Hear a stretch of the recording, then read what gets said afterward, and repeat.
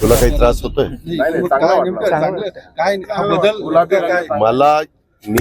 मला व्यक्ती स्वातंत्र्य आहे. तू जसा आज हिरवा शर्ट घालून आला, मी विचारलं का तू हिरवा का घातला? त्यांनी वेगवेगळे शर्ट घातलेले. मला काय घालायचं तो माझा अधिकार नाही का? मी माझ्या पैशाने घालतो ना, तुमच्या कोणाच्या पैशाने घालत नाही ना.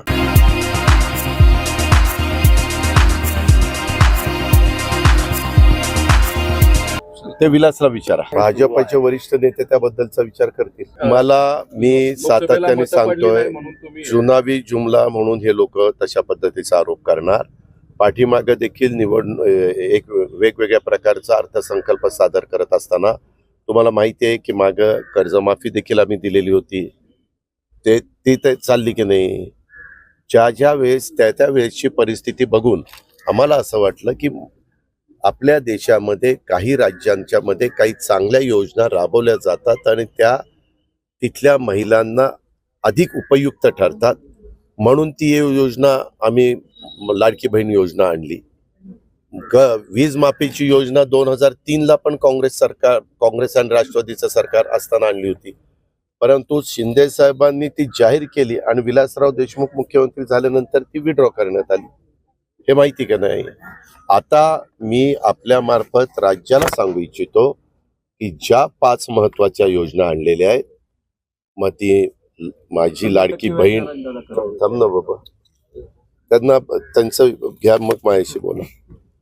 त्यामध्ये आपण महिलांना दर महिन्याला 1500 रुपये त्यांच्या डीबीटी म्हणजे अकाउंटला देण्याचा निर्णय आपण घेतलेला आहे. आपण 3 गॅस सिलेंडर वर्षाला फ्री द्यायचा निर्णय घेतलेला आहे. फ्री म्हणजे सरकार त्याचे पैसे भरणार.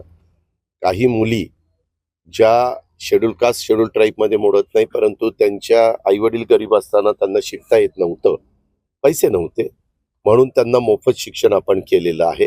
याच्या आधी आम्ही 50% देत होतो, आता 100% आम्ही देतोय. 10 लाख विद्यार्थ्यांना ते 12वी झाल्यानंतर, ITI झाल्यानंतर, डिप्लोमा झाल्यानंतर, डिग्री झाल्यानंतर त्यांना स्टायपंड मिळालं पाहिजे, काही ना काही त्यांना अनुभव आला पाहिजे, म्हणून आम्ही ती एक योजना त्या मुलामुलींच्या करता आणलेली आहे.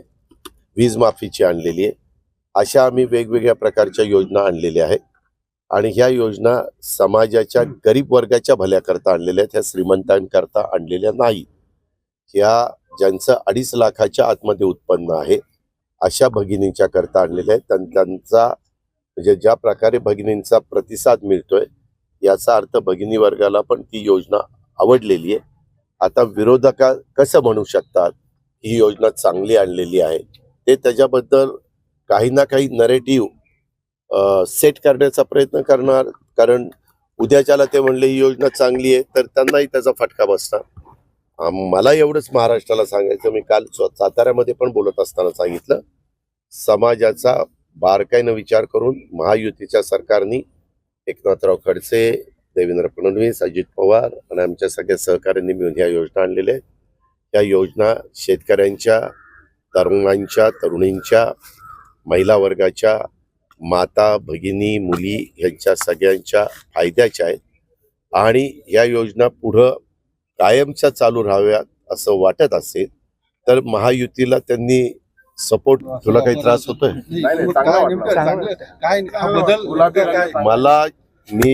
मला व्यक्ती स्वातंत्र्य आहे. तू जसा आज हिरवा शर्ट घालून आला, मी विचारलं का तू हिरवा का घातला? त्यांनी वेगवेगळे शर्ट घातलेले. मला काय घालायचं तो माझा अधिकार नाही का? मी माझ्या पैशाने घालतो ना, तुमच्या कोणाच्या पैशाने घालत नाही ना. आणि जे साधारण कॉमन मॅन घालतो तशाच पद्धतीने घालतो. असं काहीतरी वेगळं म्हणजे असं डार्क काहीतरी वेगळं केलेलं आहे, कुणी लोकच करत नाही असं काहीतरी केलेलं आहे, असं तर काही केलं नाही. माझ्या सद्विवेक बुद्धीला स्मरून मला जे योग्य वाटतं ते मी करत असतो. नाही मी तसलं तू मला किती वर्ष ओळखतो? 20 वर्ष. हा, मग 20 वर्षात तू बघितलं का? त्याच्या संदर्भात मला जे माझ्या सद्विवेक बुद्धीला जे योग्य वाटतं ते मी करत असतो. हे कोण म्हणालो? मग त्याला विचारा ना, त्यांनी बोललेलं मला काय, मी त्याच्या प्रत्येक प्रश्नाला उत्तर त्याला बांधलेलं आहे. अशा बातम्या मी पण तुमच्यासारख्या ऐकलेल्या आहेत, माझी पण करमणूक होती. अशा काय होतं, तुमचं इतके चॅनल आहेत, त्यांना वेगवेगळ्या बातम्या द्याव्या लागतात. अशा प्रकारच्या बातम्या माझ्याही कानावर आल्यात. आमची पण करमणूक होते, आम्ही ऐकतो. या कानाचं ऐकतो, त्या कानाचं सोडून देतो. काय असली फालतू बडबड करायला मी मोकळा नाहीये. मी कामाचा माणूस आहे. तुम्ही सगळेजण अंथरुणात असताना माझी 7ला मीटिंग चालू झाली होती. नाही, मी सांगतोय, तू तर बाकीचे सांगतोय. त्याच्यामुळं मला फक्त विकासाच्या बद्दल आणि गरिबीच्या बद्दल विचारा. गरिबी कमी करण्याच्या करता ह्या योजना आहेत आणि महाराष्ट्राचा सर्वांगीण विकास होण्याच्या दृष्टिकोनातून आम्ही पावलं उचललेली आहेत. मला माझे विरोधक काय बोलले, त्यांनी काय स्वप्न दाखवलं आमचं काही मला त्याच्याबद्दल त्या गोष्टीला महत्वही द्यायचं नाही आणि त्यांना उत्तर देऊन माझा वेळ पण घालवायचा.